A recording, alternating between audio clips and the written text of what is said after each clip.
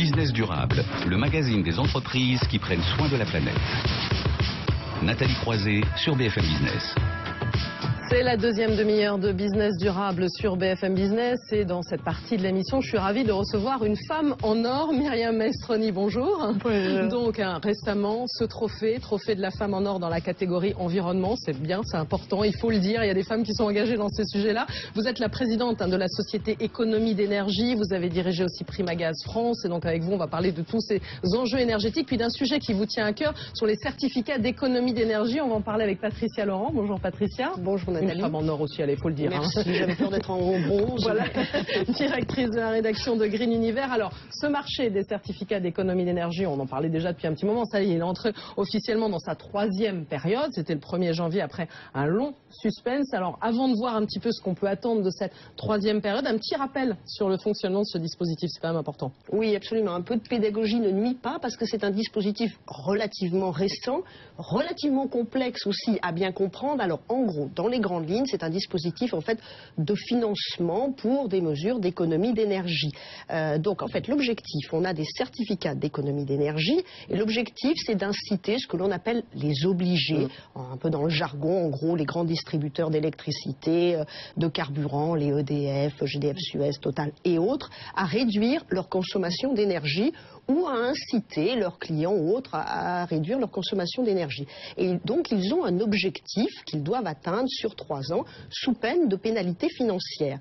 Donc ils peuvent soit faire les travaux eux-mêmes, soit ils peuvent le déléguer. Et puis en face, eh bien, on a les éligibles, par exemple les bailleurs sociaux, les collectivités, qui elles vont faire des travaux d'économie d'énergie, vont obtenir les fameux certificats d'économie d'énergie. Et entre les obligés et les éligibles, eh bien, il y a un marché de ces certificats d'économie d'énergie qui va se mettre en place. Alors c'est pas complètement nouveau puisqu'il y a déjà eu 2 périodes, que la première période elle a démarré en 2006, donc effectivement le dispositif commence à être rodé avec toutes les fois, comme ça marche bien, des objectifs qui sont revus à la hausse. Et il faut dire qu'évidemment ça a un avantage assez énorme, c'est que ça ne coûte rien directement à l'État.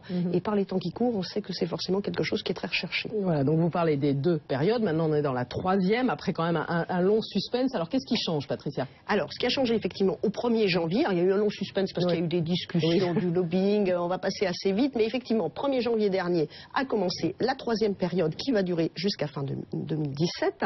Alors d'abord, ce qui change, c'est que l'objectif global d'économie d'énergie à atteindre a été revu à la hausse. Il est fixé à 700 TWh CUMAC, en gros, des économies. C'est plus du double de la deuxième période. Et la première période, on avait commencé à 54. Donc vous voyez que c'est une progression très forte, même si certains acteurs auraient voulu qu'elle soit plus forte. Mais quand même, la ministre de l'écologie a tranché. Et on est donc sur 700 TWh CUMAC. En gros, après cet objectif, il est réparti en fonction des différentes entreprises qui sont soumises à cette obligation. Après, il y a des petites choses qui changent, mais en gros, il n'y a pas eu de bouleversement du système. C'est vraiment ce qui compte, le fait que cet objectif a été revu à la hausse. Et évidemment, la question, combien d'argent pourrait être dégagé? Alors, sur la période, c'est quand même près de 3 milliards d'euros de financement, selon le ministère de l'écologie, qui devraient être dégagés pour permettre des travaux d'économie d'énergie. Donc, c'est quand même pas neutre. Alors, évidemment, ça ne peut que faire réagir la présidente d'économie d'énergie, Myriam Maestroni, qui est avec nous. Alors, vous, quand vous avez créé votre société, déjà, vous étiez pionnière en la matière, économie d'énergie. Justement, vous étiez là pour accompagner les foyers dans leur démarche de rénovation thermique. À l'époque, il faut dire, on n'en parlait pas encore beaucoup. Et vous vous battez vraiment pour ces certificats d'économie d'énergie qui ont parfois été décriés, on ne peut pas dire le contraire. Oui, c'est vrai. En fait, en 2004, lorsque je suis arrivée en France et je dirigeais Primagaz, j'ai dit on va aider nos clients à consommer moins. Donc évidemment, c'est un pavé dans la mare parce que depuis plus de 100 ans, le business model pour des énergéticiens, il faut bien le comprendre, c'est plus on vend, plus on gagne de l'argent. Donc il faut réinventer toute une approche.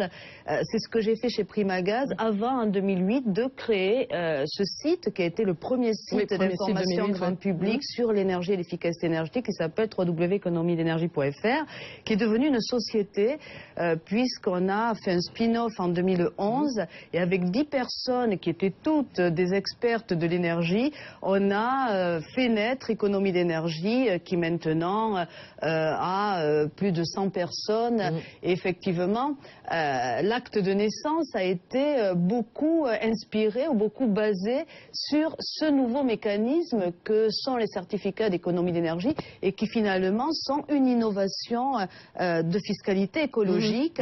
Et pour ajouter un mot sur ce qui a été dit, qui reflète effectivement bien la réalité, c'est un système qui se pérennise, qui a 9 ans aujourd'hui, qui dans la loi de transition énergétique, et je m'en réjouis, a été inscrit jusqu'en 2020, puisqu'on parle de la période 4, mais qui, je dirais, décline les objectifs européens, puisque la France, profitons-en, faisant un cocorico, c'est rare, a mis en place ce dispositif en 2006, ça a été dit, mais en 2012, fin 2012, il y a eu la directive sur l'efficacité énergétique européenne qui a rendu obligatoire pour l'ensemble des pays de prendre des mesures pour réduire la facture énergétique de l'Europe, avec un rapport de l'AIE qui, pour la première fois en 2012, a dit on ne peut pas continuer à consommer puisque nous sommes extrêmement dépendants des importations d'énergie.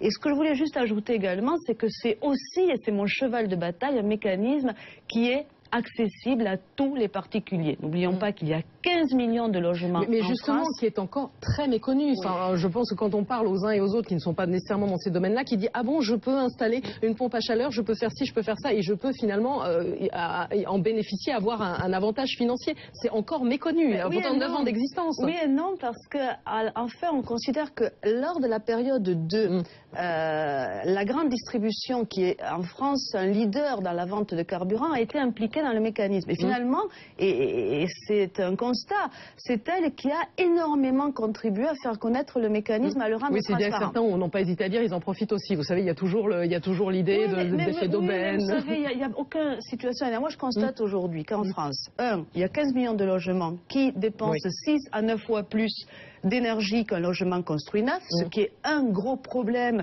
parce qu'on est dans un pays qui vieillit. Quand on vieillit, on reste plus longtemps chez soi, on est plus frileux, on a moins d'argent, j'adorerais me tromper, mais bon voilà. Et si la facture d'énergie continue à augmenter, ça fait beaucoup. Donc il faut s'y prendre le plus tôt possible pour faire ces travaux.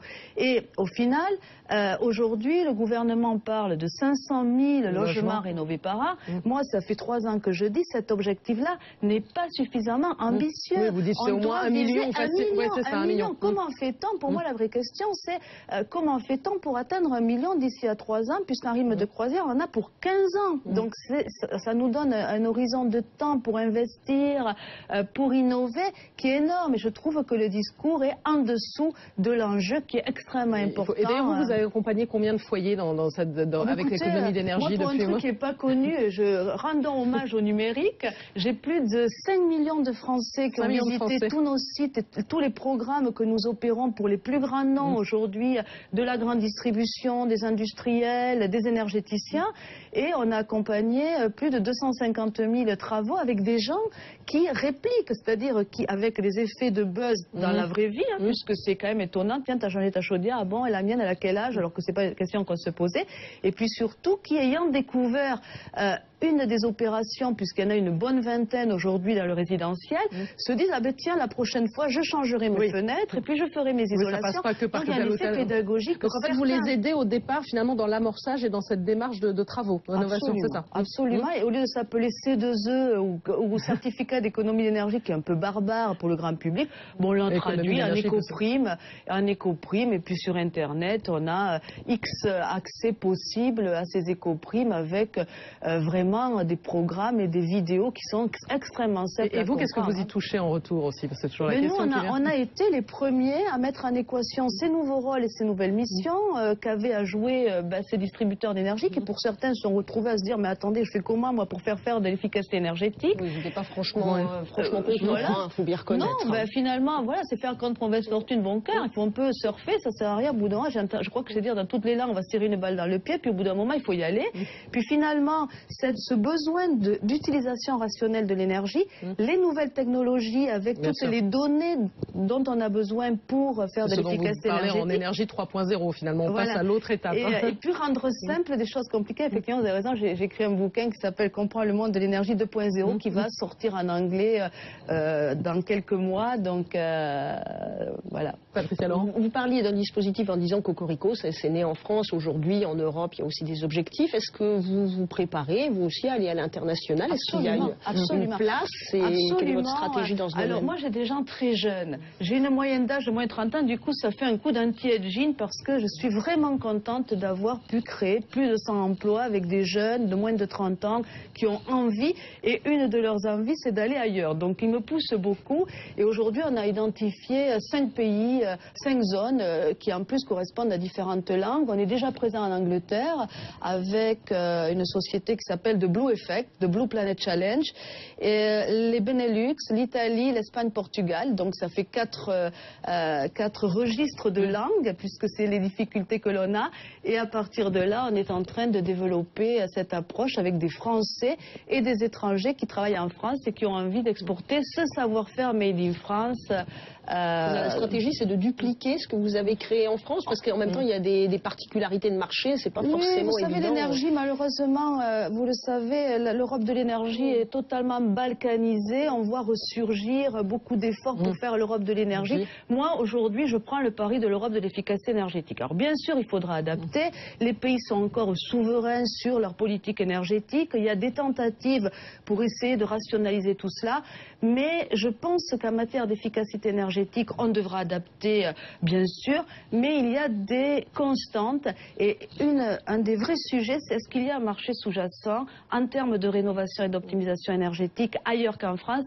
Et je dirais malheureusement ou heureusement, la réponse est oui, puisque en gros vous ajoutez un zéro et il y a 150 millions de maisons, de logements et d'industries à rénover et à optimiser sur le plan énergétique. Alors, en tout cas en France, il y a une urgence, encore une étude qui a été dévoilée cette semaine qui dit quand même que plus de 14,5% des ménages sont en situation de vulnérabilité énergétique. On parle suffisamment de précarité. Ça peut passer justement par ces certificats d'économie d'énergie dont vous parlez. Alors comment il faut faire pour accélérer? On a l'impression qu'on a tous les outils en main, qu'on peut avoir un soutien financier, et que voilà, la bascule se fait difficilement. Ça passera peut-être aussi beaucoup par les logements sociaux. On a aussi cet enjeu. Parce que si vous voulez, moi je fais la distinction entre la lutte contre la précarité énergétique installée, qu'il ne faut pas nier, qui existe, qui est un phénomène européen qu'on a découvert à partir de 2005, qui est encore très récent aussi, et puis la prévention. Et je pense qu'à un certain moment, la prévention est vraiment aller dire à des gens qui ont les moyens de le faire, mais qui ne le font pas, parce qu'on ne se lève pas le matin en se disant tiens, et si je faisais la rénovation énergétique de ma maison,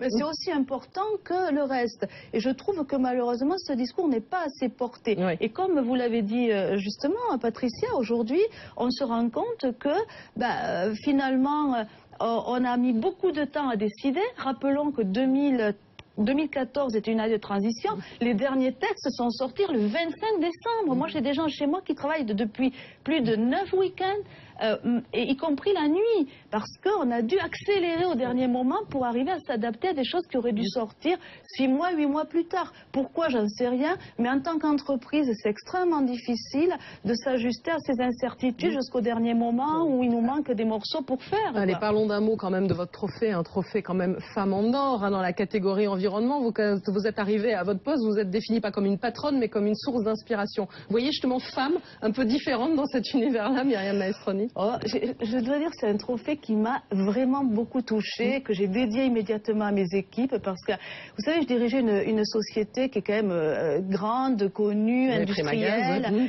J'en sors, et puis les hasards de la vie font que le jour d'après, je me retrouve en train d'être à la tête d'une start-up, à ouvrir une porte, à me dire « Oups, j'ai des loyers à payer, des salaires à payer, on était 10 au départ. » Et je peux vous dire que ça donne un coup d'adrénaline fort.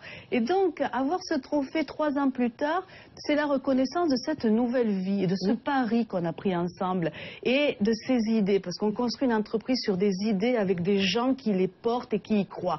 Donc ça m'a fait extrêmement plaisir, et pour l'équipe, et pour le fait de pouvoir faire naître des idées, alors que franchement aujourd'hui c'est pas simple. Et puis c'est évidemment extrêmement symbolique, puisque être femme en or de décembre 2014 à décembre 2015, c'est l'année de la COP21 en France. Donc voilà, plein de sujets. Pouvoir encore faire véhiculer beaucoup de messages positifs. Merci à vous en tout cas, Myriam Maestroni, la présidente de la société Économie d'énergie. Merci à Patricia Laurent. On marque une dernière pause dans cette émission, puis vous allez découvrir des têtards fluorescents qui permettent de détecter les polluants dans l'eau. Et oui, c'est Watchfrog dans un court instant sur BFM Business.